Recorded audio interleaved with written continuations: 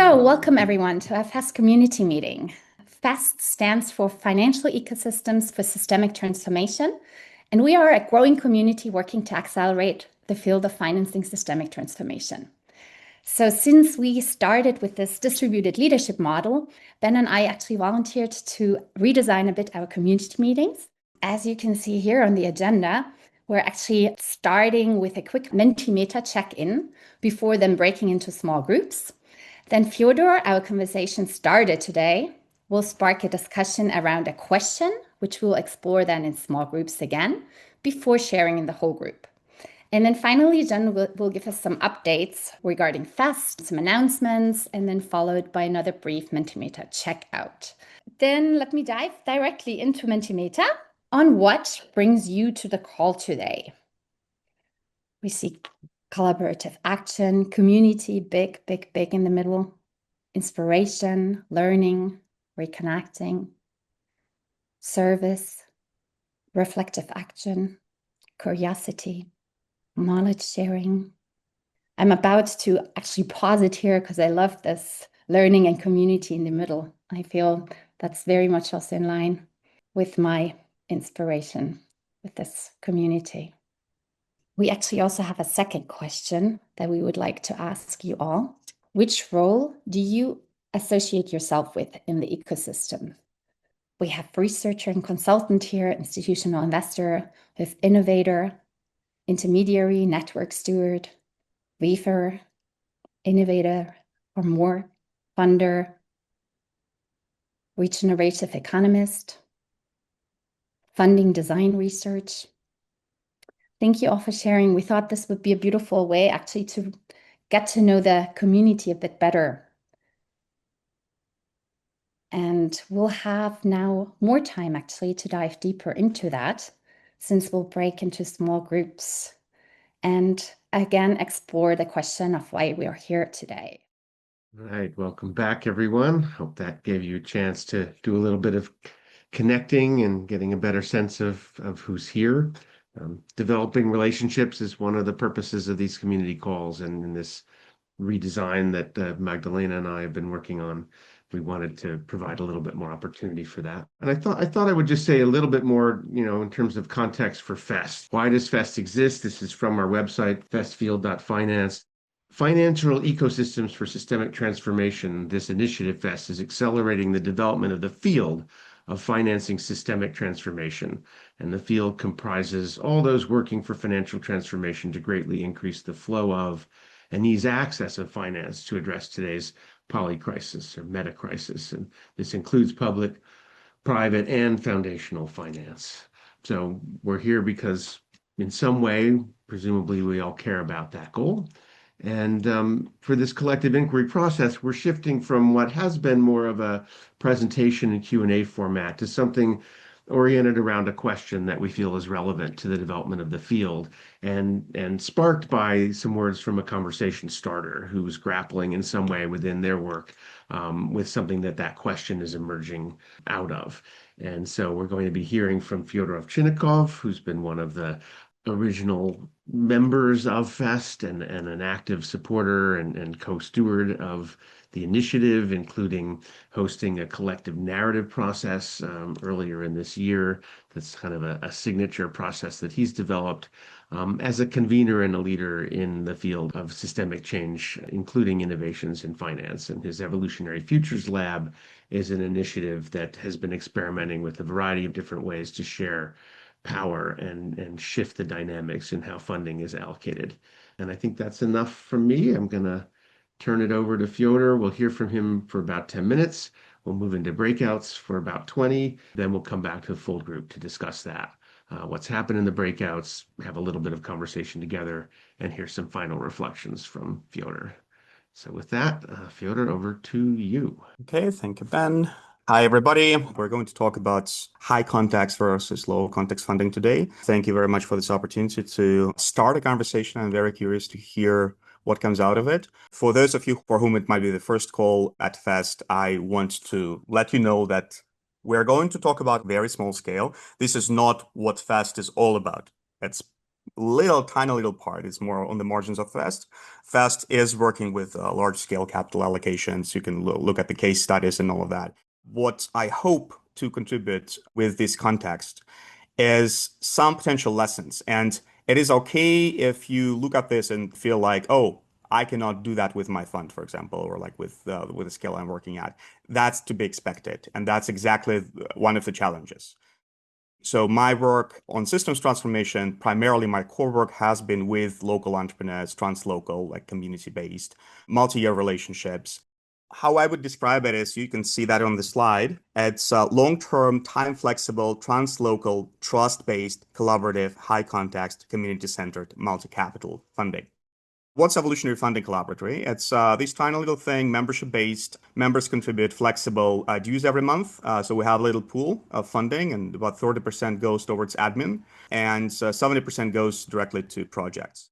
Any member can submit a proposal, and we use CoBudget, a software developed by Inspiral in New Zealand back when Inspiral existed. Anybody can volunteer to make funding decisions in CoBudget and get a share of the fund to allocate to available proposals. Once the proposal is funded, Evolutionary Futures Lab, as a fund administrator, sends the funds to the project.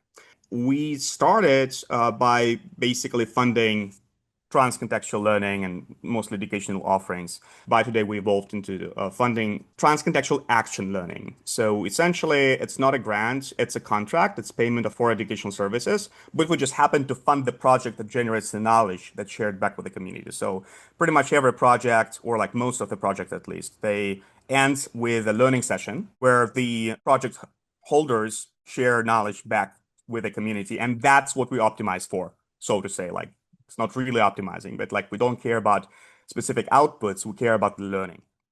Here's how it works in practice. For example, you see Christiana Kardikiote from Arcadia, Greece, and she got support from us for some project, but there was a particular project where she got support from an institutional funder from the European Union. So that's mushroom production project. Circular economy, addressing multiple issues with olive branches that, instead of being burned, are used to grow mushrooms, and it's jobs for local villages and like a bunch of other things. She set up the production, she started producing mushrooms, which you can see here on the screen, the final results, and then the production facility. And then COVID hit. So the facility closed, and she couldn't get the money from the funder, because the money was attached institutionally to the output, to producing mushrooms. And nobody cared about the context. Nobody cared about COVID, right? She had to sell equipment, lose her money, and it took her some time to recover from that setback because the funder didn't care about the local context. So in contrast, we funded mushroom production in 2 Ugandan orphanages, and none of these orphanages produce mushrooms now. There was a breakdown in supply chain that was beyond the control of the orphanages.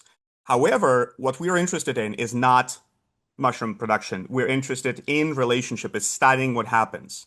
And one of the orphanages decided to go back to the donation model, and another orphanage took this as an opportunity to completely rethink how they approach income generation and food security. You can see now the field with corn, and they have other vegetables they grow. They completely redesigned how they approach food security and income generation. And we are happy.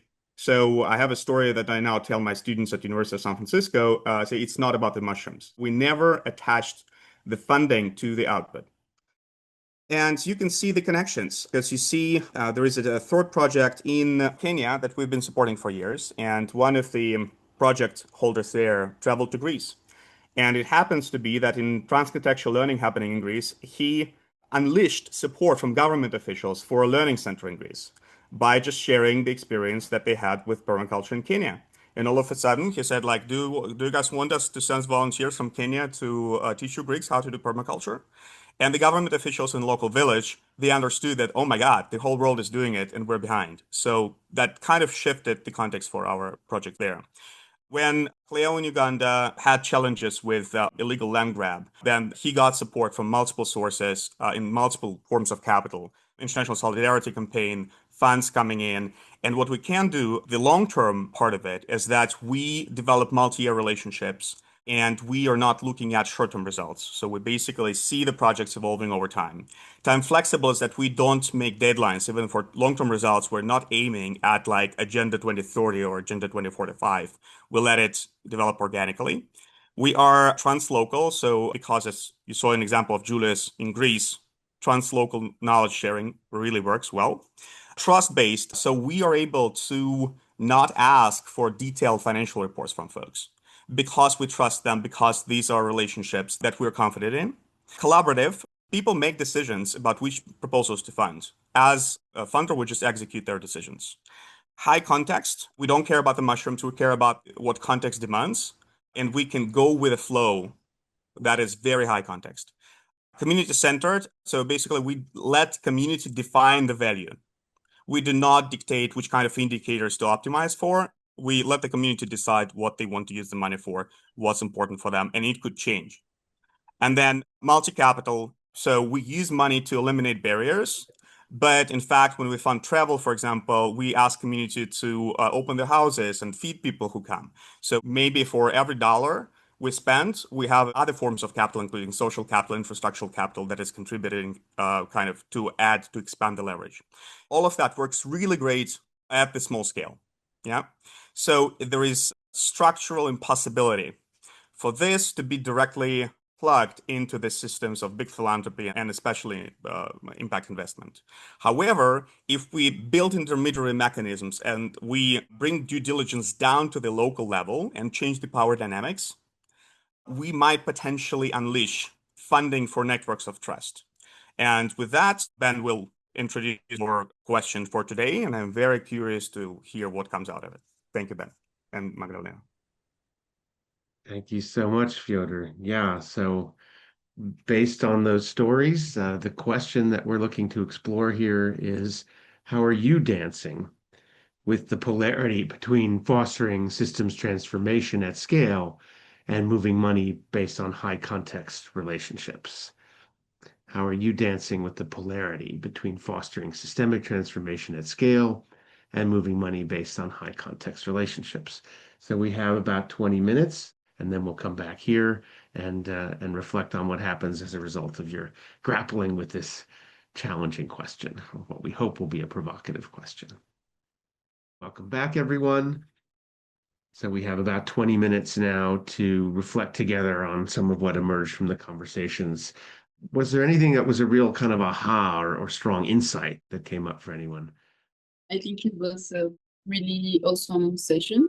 We got the chance to meet each other and share insights and experiences, and at the same time kind of reflect on one or two questions based on different perspectives. So it was really nice. And in the map, I just put one last insight we had, which is money is not the only way to exchange resources or energy or value. Thank you, Andrea. Could I offer one kind of hopeful thought that occurred to me recently? If we're kind of trying to create a new system or some kind of counterbalancing system, I think it's important to recognize we're doing that at a time where there are some of the most powerful new tools to do that with kind of blockchains and kind of other alternatives. And I think that's quite a hopeful situation, because if you're building a counterbalancing system, the fact that you can use newer tools and straight away without using old tools is actually quite hopeful, because you can move quicker and better, in the same way that you can go to certain countries and get a better wireless 4G or 5G signal than you can copper signal, because they don't have the legacy system going on. And the current polycrisis is created by a legacy system, and it does move slow, and there's a huge amount of intent to do better and move things in a new way. So when the right tools come along and the right pipework comes along to root human intent in a more hardwired, better direction than it is now, because the world's full of great intent, and actually there's lots of money and capital trying to go in a different way. It's just our current system is hardwired to not let it happen. But when we do create the mechanisms, we can out compete and outperform the legacy systems, and that was what our breakout was about. And what we're doing here, what we've discovered, is we're outperforming extractive capitalism in British Columbia by like 600% right now. And there's a few very small core things that helped us do that. Compliance markets helped it, but also these new systems, the ability to show transparency And blockchain gives us that, the ability to create these kind of more equitable systems with transparency means that we can actually outperform and build more efficient systems because we've now got digital financial products and stuff. Thank you, Pete. Yeah, in our group, we had a great mix of people who work at a very large scale without any possibility to consider high context, obviously, because of the focus that they have, and just a hardwired legal considerations that would prohibit them to even start thinking about the high context, right? But then we had people in the middle as well. We're building tunnels in a mountain from two sides, and we can miss each other, but we need to meet in the middle. And one of the metaphor shifts that Karen offered as let's build bridges, not tunnels, because when we build bridges, we can see each other. So it's easier. When you operate at the higher level, if you actually meet different layers of network-based high context stuff, then you would improve the efficiency, increase the impact dramatically as soon as people see each other and build intermediary structures that could potentially unleash that efficiency. Thank you, Fyodor. One thing that is sort of a desire after all of this, after the breakout groups and after hearing Fyodor speak, is I imagine some people, perhaps you, Fyodor, have put together some case studies that are publicly available for people to review, but I'm definitely touched by the combination of principles applied in the examples that you were speaking about, Fyodor, but sometimes people, as you were talking about the dancing, maybe can't find ways, whether because they're working at institutions of greater scale or for whatever reason, they have not yet been able to integrate so many of those different principles like high trust, high context, etc., all at once. But perhaps there are some case studies that could be sort of tagged by principle, so that if we wanted to learn more about high trust specifically, we could look at case studies associated with high trust. If we wanted to learn more about high context, we could learn more about high context. For me, I'm coming here with a desire to learn a lot from the successes and failures of others. I have some of both of my own, but I would love to be able to learn as much as possible, even outside of the context of the community meeting. So if people have some thoughts of how to continue between now and the next month, that would be much appreciated. Yeah, thank you for naming that, Corey. I'll jump in. As I'm listening to our conversation here and the conversation that we had, I think there already is a lot of knowledge and wisdom in papers and case studies. And we're living in a world that still tends to slice and dice and try to put these things in boxes. There's context, there's relationships, there's, all these things. And I know that underlying what you're talking about, Fyodor, is a holistic, messier flow of all of these things, and the learning and the unlearning for us all, which is deeply humbling every day, is about how to dance and co-navigate in more holistic ways, whatever gifts differing we happen to bring, and with whatever context where we're showing up to live and work. And that, for me, is the bigger challenge that we keep seeing and bumping into, which at some level, what we know how to do, and I say we, I'm using that word very loosely, is how to write about this stuff, articulate about this stuff. And we're seeing with the advance of AI, people are becoming more sophisticated at talking this stuff, and sounds wonderful in all the various forms and ways it happens. But the deep embodied learning, the walking the talk and listening while we walk, living into these transformative shifts is, I think, some of that unlearning. So I'm just throw that out there, which I know, it opens up more of the Pandora's box, and it's messy, and it's not solutioning. It's not solutionism. And what we're so used to is looking for the solutions, the case study, the cookie cutter. And that brings us again to the whole question of how we talk about scale. What do we even mean by scale? So I will stop there. Check. Thank you, Donna. I really agree very much with what you're saying. The one thing that really came to me in our breakout group was when we talk about impact very often in the context of impact investment or in international development, and it's people at the receiving end, the so-called beneficiaries, that are meant to be able to demonstrate impact.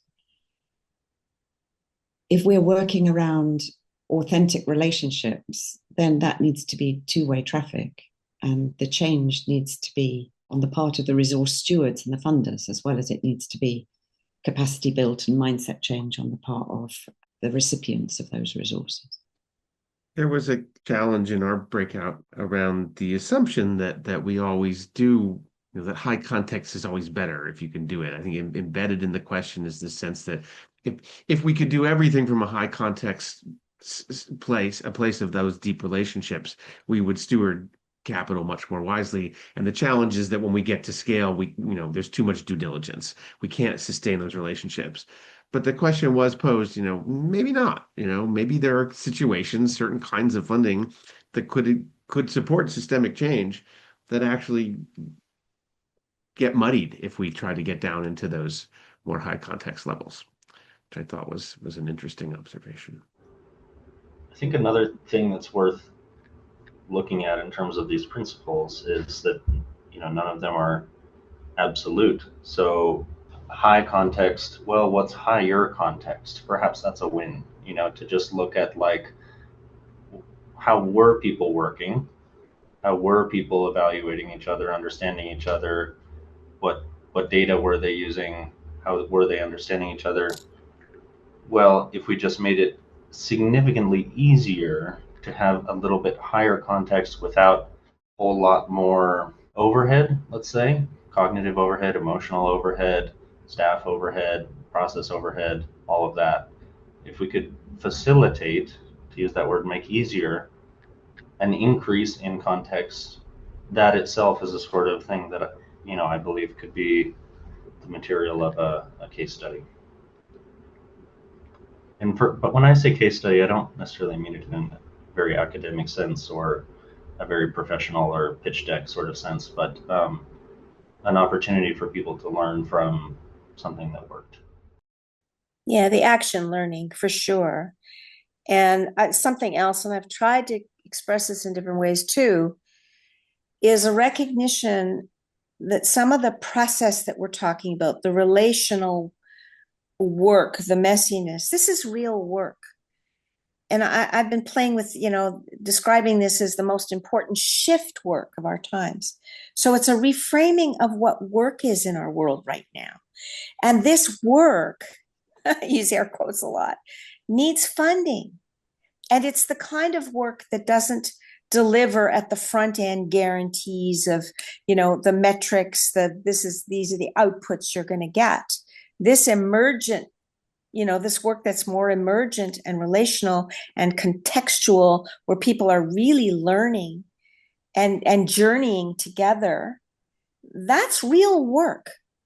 So how to convey and to be heard in a way that becomes valued and honored as warranting funding that flows into that. And so, I play with what's the compelling whole brain, no brainer. Erica? Thanks, Ben. Just reflecting on this, I think Pete is very lucky in that the nation he's working with views time very differently and doesn't fall prey to what we called shiny ball syndrome, or if you want to herd cats, move the food bowl. So I have the challenge that money likes what's new and hot and cool and doesn't have the patience sometimes to deal with the trust building. And I struggle within our own global organization that we spend time coming up with new processes and considering all of the different values that we've talked about today. And the board doesn't have the patience to let us finish implementing a process before they want to redesign or change the process that is. And if you're working with national governments, federal governments, you're dealing with political cycles and different tensions there. You're working with companies and other investors. You're working on an even faster timescale. So how do we rationalize the nature scale and the investment scale or the decision scale just aren't the same. Thanks, Erica. Maybe just to offer in that, and it's on the Miro board, because I don't think, we're not going to do a full update of FEST. There's groups that have spun out of FEST that's connected to on the concept of research and action learning, including our own work we've done, looking at 3 prototypes, 2 of which are on this call today. And then TWIST, which is doing like a huge roundup of many different systems finance, systems transformation, ecosystemic cases around the world. So lots out there, and an emerging research action agenda from a research group that was formed out of FEST. Lots going on there. If folks want to connect on that, you can find where in the Miro. Just put your name to find me. And you'll say a little more about that at the end, right? Before we close, right? Yes. Great. Well, Fyodor, back to you. Thank you, Ben. And thank you, everybody, for engaging with this question and bringing your contexts. And one thing that I would like to share as a reflection is that a way to build bridges is not to shame each other for being too small or being too large. And that is one of the barriers, just language-wise. I think a lot of the things that have been shared, to me, confirm the huge potential for opening up. And if we all have a little bit of patience, as Erica said, it takes patience, because the first thing is like, oh, they're just talking completely different stuff. And this is off-putting. It's like, I'm not interested. This is something far away from me. Like, I don't know how it's useful. Well, in complexity, we need to pay attention to things that don't appear immediately useful to what we do. That's just how complexity works. If we want to be agile, if we want to actually build emergent strategies that work in the world that's falling apart, we have to pay attention to what immediately might strike us as not useful. Yeah. And it is the quality of intention and the quality of relationship that matters. And the more relationships like the one FEST is building, I think, we build across divides, including linguistic and worldview divide, and also very technical scale legal divides, the better. And I very much appreciate today's conversation. Looking forward to seeing many more different facets of it in the future. And thank you, Ben and Magdalena, for inviting me. Thank you so much, Fyodor. And Jen, let's go back to you for just a few minutes. We're almost on time, but want to wrap up at the bottom of the hour. But if you can share a little bit about what's going on in FEST overall, and some opportunities for people that want to stay more involved or get more involved. So yeah, I think the main thing is we have these 3 groups that have emerged in our distributed leadership model. You're experiencing one of these today, which is the convening group, who's also, I think we sort of threw some stickies and gave them governance as well. And that's a lot. So we want to see how this goes. Exactly. That's the right emoji. Our FEST Business Models Finance Investors Partners group, which is now also taking on reflective strategy practice, is trying to figure out our sustainable revenue model. And our next action is to plan a convening as part of our offer, with an intention, potential to use convening as the way to allocate money towards systemic transformation. If that premise appeals to you, please reach out to join that group. And then field mapping, mapping the field of systemic change, practitioners, finance. And I know the first meeting was held to even set the boundaries of what we're mapping and why we're mapping. And then I just briefly alluded to other groups that have kind of spun out of FEST. We also have done these 3 case studies. I think we finished with Quaxala, who's presented. We have Pete on the call today, to TWIST. And Messina just presented yesterday and is also moving on to pursue a social cluster hub based in Europe that would be a center for inclusive and sustainable development. And they're launching a venture philanthropy fund. So lots of work goes on there. And I think I'll invite Pete and others back to things like this to go a bit deeper and see how things have emerged. And additionally, things that have emerged from FEST. So the Systemic Investing Research and Knowledge Community, which is where I met Parajat, who's on this call, and some of you are on that, is research practitioners advancing the field. And there's a paper being developed to advance the field. And then Steve Waddell is bringing forward local partner financing networks, a paper and a potential initiative for us to participate in. So there's a lot going on, but please reach out to me if you want to be added to these groups. So I'm distributed leadership, like steward, not in charge, but I can be a point connector in this moment. Wonderful. Thank you, Jen. So we're almost there. Thank you all for all your enthusiasm, your engagement. We actually would also still like to do another Mentimeter. Our checkout would be, how are you leaving this call today? I see nourishing, hopeful, inspired, heartened, curious, uncertain, grateful. One more, curious, and the grateful is there. So with that, thank you all. I think we're complete.